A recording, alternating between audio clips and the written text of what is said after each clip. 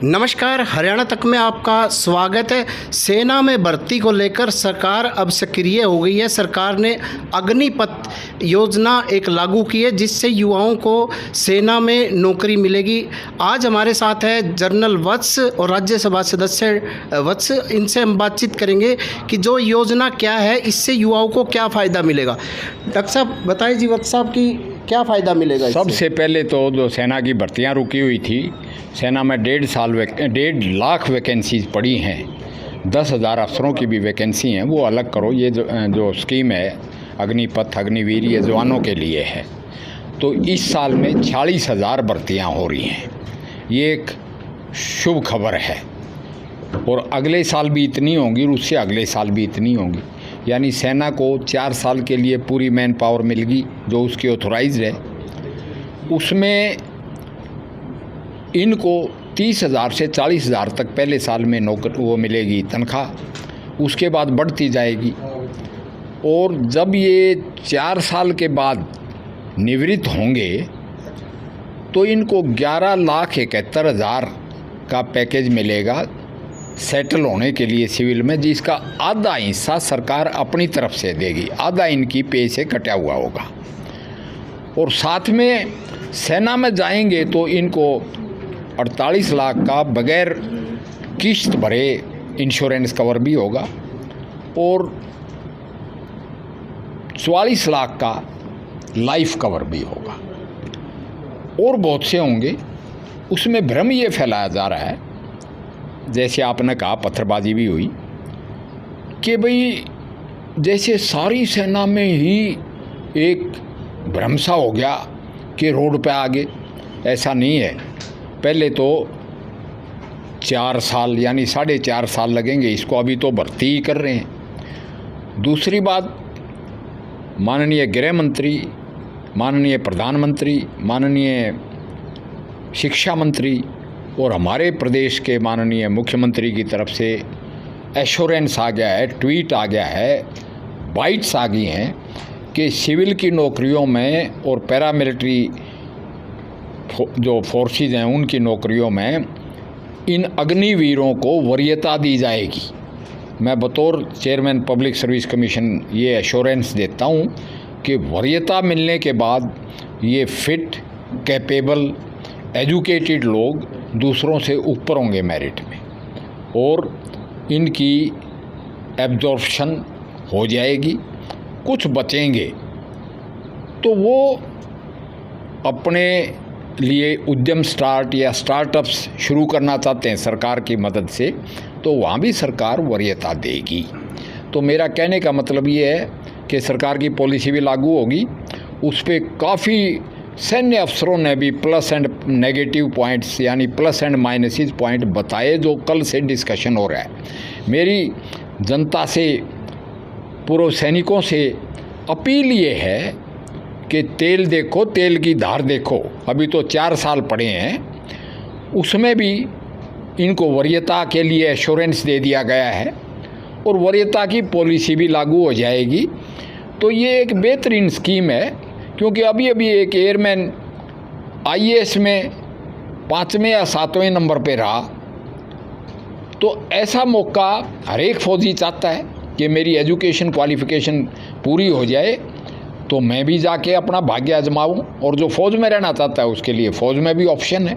तो ये in totality ये एक बेहतरीन स्कीम है। इसको लागू तो कर दी गई है, अब 4 साल तक इसको आजमाओ। हर एक पॉलिसी में कोर्स करेक्शंस होती हैं कि उस वक्त 4 साल के बाद देश को कितनी सेना की ज़रूरत है, हमारी नीड क्या है, इंटरनल सिक्योरिटी, क्योंकि अभी लड़ाई का स्वरूप बदल गया है। हमें इंटरनल सिक्योरिटी के लिए भी सैनिक चाहिए और ये जो है अग्निवीर पूरी तरह से सोसाइटी को डिफेंड करने के लिए स्कूल में जाएं, चाहे किसी ऑफिस में या इंडस्ट्री में, ये ट्रेंड सोल्जर्स होंगे। तो अभी ज़रूरत यह है कि हमारे नागरिक भी ट्रेंड होने चाहिए और वो सिविल में भी हर एक वॉक ऑफ लाइफ में होने चाहिए। यही सरकार की मंशा है।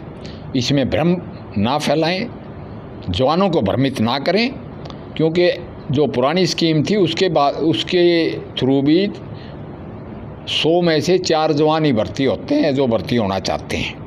ये तो एकदम भर्तियां इतनी खुल गई हैं, तो अपनी तैयारी करके वो भर्ती हों। रही बात 4 साल के लिए भर्ती रहेंगे, अरे मैं कहता हूँ फौजी को सारी उम्र फिट रहना पड़ता है, मेंटली एजाइल। तो आगे के चैलेंजेस भी स्वीकार करने के लिए सरकार वरीयता तो दे ही रही है, वो तैयार रहें। सर, स्थायी नौकरी क्यों नहीं दे रही है? क्या सेना का बजट घाटे में चल रहा है? देखो, सेना का बजट घाटा तो जब कहें, जब सेना जो है, सेना तो देश का एक इंश्योरेंस होता है, वो तो बैंक बैलेंस वाली बात है, क्योंकि सेना हिफाजत करती है पूरे देश की। मैं कहता हूँ स्टार्टअप्स जब ही तो चलेंगे जब सुरक्षित होंगे, तो सेना है सुरक्षा के लिए। जहाँ तक पैसा बचाने का सवाल है, वैसे तो देश की सिक्योरिटी के बारे में पैसे का सवाल नहीं आना चाहिए, मगर फिर भी कहता हूँ अगर पैसा बचता भी है तो वो देश के लिए ही तो है, सेना भी देश के लिए है। जब आपको प्रायोरिटी यानी वरीयता की पूरी जो है एश्योरेंस मिल गई है जिम्मेदार लोगों से, यानी प्रधानमंत्री गृह मंत्री जो कहते हैं वो करते हैं, हमने जो कहा वो किया, तो आपकी पैरामिलिट्री में भी एब्जॉर्प्शन होगी, उनको भी ट्रेंड सोल्जर्स मिलेंगे, आपको सिविल में भी एब्जॉर्प्शन की एश्योरेंस दे दी गई है। फिर भ्रम किस लिए? सर, युवाओं का ये कहना है कि जो अग्निपथ योजना लागू कर रहे हैं और 4 साल के लिए आप भर्ती कर रहे हो, तो अब 4 साल के लिए करके तो ये उनके लिए तो अग्नि परीक्षा है। मैं कहता हूँ अग्नि परीक्षा नहीं है, ये बैप्टिज्म है, वॉलंटरी है, कॉन्स्क्रिप्ट या कंपलसरी तो नहीं है ना। भर्ती होने के लिए उन लोगों को इन्फॉर्म किया गया है कि 4 साल के लिए, 4 साल के बाद एब्जॉर्ब फौज में भी रहेंगे, फौज में भी तो रहेंगे। तो दूसरी बात, सिविल में आपको ये इंसेंटिव दिया जाएगा, इतना आपको पैसा दिया जाएगा, तो उसमें मैं कहता हूँ कि वो वॉलंटरीली यानी स्वेच्छा से आगे आ रहे हैं। इससे एक फ़ायदा ज़रूर है, कॉन्फिडेंट, सेल्फ कॉन्फिडेंट लोग जिनमें आत्मविश्वास होगा कि मैं देश की सेवा फौज में भी करूँगा और फिर सिविल में भी आके सेटल होने की सलाहियत रखता हूँ, यानी कैपेबिलिटी रखता हूँ। तो हमें ऐसे ही कैपेबल लोग चाहिए। तो ये आखिरी सवाल है मेरा कि कितने बेरोजगार युवाओं को सरकार सेना में नौकरियां देगी? मैंने कहा तो है कि 46,000 को तो इसी साल दे रही है, 90 दिन के अंदर अंदर, और इतने ही अगले साल, फिर डिपेंडिंग अपॉन द रिक्वायरमेंट। सेना की रिक्वायरमेंट आंतरिक सिक्योरिटी के लिए भी अब सेना बुलाई जा रही है। तो मैं कहता हूँ सेना की रिक्वायरमेंट जो होती है उसके लिए पैरामिलिट्री फोर्सेस में उनको प्रायोरिटी मिलेगी, वहाँ पैरामिलिट्री फोर्सेस की कैपेबिलिटी है। आंतरिक सुरक्षा के लिए हर जगह एक ट्रेंड सैनिक होगा। तो ये ओवरऑल देश के लिए एक बेहतरीन स्कीम है। बाकी प्लसेस एंड माइनसेस हर एक स्कीम के होते हैं, उसमें जैसे जैसे आगे हम चलते जाएंगे उनकी करेक्शन करते जाएंगे। ये थे वत्स, इन्होंने बताया कि जो 46,000 युवाओं की अभी भर्ती की जाएगी, जिससे युवाओं को काफ़ी लाभ मिलेगा। प्रवीण कुमार, हरियाणा तक, हिसार।